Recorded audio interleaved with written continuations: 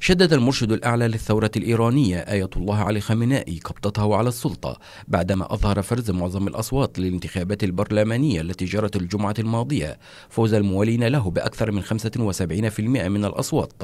الأمر الذي قد يضعف سلطة الرئيس محمود أحمد نجاد. وزارة الداخلية الإيرانية أعلنت أن 215 مقعدا من أصل 290 مقعدا تم حسمها، في حين تم إرجاء نحو 30 مقعدا إلى الجولة الثانية التي من المتوقع أن تجرى في إبريل المقبل. وأوضح وزير الداخلية الإيراني مصطفى محمد نجار أن نتائج الفرز تفيد بأن نسبة المشاركة في الانتخابات زادت بواقع 13% مقارنة بالانتخابات التشريعية السابقة. وفي السباق على 30 مقعدا الخاصة بالعاصمة طهران، أظهر حصر أجرته وكالة رويترز للنتائج الأولية أن أنصار خامنائي استحوذوا على 19 مقعدا، بينما حصل المرشحون المؤيدون لأحمد نجاد على المقاعد المتبقية. ومن المتوقع أن تضعف الهزيمة الواسعة النطاق لأنصار أحمد نجاد ومن بينهم شقيقته بروين سلطة الرئيس، بعدما غرس الانقسامات بتحديه السلطة المطلقة للزعيم الأعلى في التسلسل القيادي في إيران.